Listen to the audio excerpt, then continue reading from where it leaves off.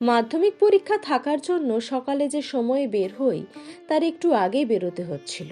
তার কারণ হলো সাউথ ইস্টার্ন রেল। লোকাল ট্রেনের টাইম টেবিলের কোনো ঠিক নেই। গত মঙ্গলবার স্টেশনে এসে যখন ট্রেন ধরার জন্য দাঁড়ালাম তখন সকাল 8টা।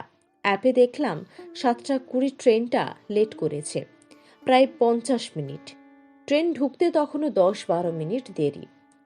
আমি আপ প্ল্যাটফর্মে দাঁড়িয়ে আছি।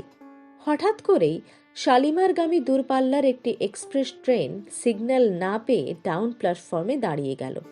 ট্রেন দাঁড়িয়ে যেতে 26-27 বছরের একটি ছেলে উল্টো দিকের গেট দিয়ে লাইনে নেমে আপ প্ল্যাটফর্মে উঠে এলো। হাতে রয়েছে ছোট্ট একটি লাগেজ। আমি তখন কিছুটা দূরে দাঁড়িয়ে দেখছি ছেলেটিকে।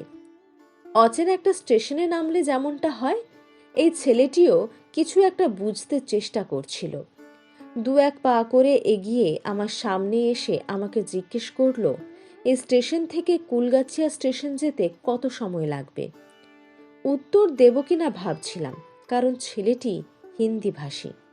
সত্যি কথা বলতে আমি হিন্দি বুঝলেও হিন্দিতে কথা বলতে আমি স্বাচ্ছন্দ্য অনুভব করি না। উত্তর না দিতে ছেলেটি সেম প্রশ্ন করলো এবার ইংরেজিতে। আমি উত্তরটা বাংলাতেই দিলাম। বললাম, খুব বেশি না, 10 মিনিটের মতো লাগবে, 10 কিলোমিটার রাস্তা মাত্র। ছেলেটি এবার বাংলাতেই উত্তর দিল, আমি অ্যাপে দেখে নিয়েই তো এই এক্সপ্রেস থেকে নেমে পড়লাম, তা না হলে সাঁতরাগাছি থেকে আবার ব্যাকে আসতে হতো। তা কুলগাছিয়া যাওয়ার জন্য এখান থেকে লোকাল ট্রেন পাবো?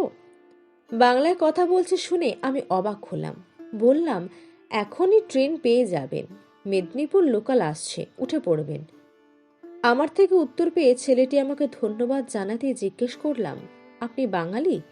ছেলেটি হাসছে, বলল, আমার মাদার টাং তেলেগু, মাদ্রাজে থাকি, কাজের সূত্রে বাংলায়। কুলগাছিয়াতে যাচ্ছি কোম্পানির কাছে, একটা প্রজেক্ট আছে, কাজ শেষ হলে ফিরে যাব। কথা বলতে বলতেই ট্রেন ঢুকে গেল। ট্রেনে উঠে সিট পেয়ে আমি বসে গেলাম। ছেলেটিও আমার সঙ্গেই উঠল, গেটের সামনেই দাঁড়াচ্ছিল। আমি ডেকে আমার পাশে বসালাম।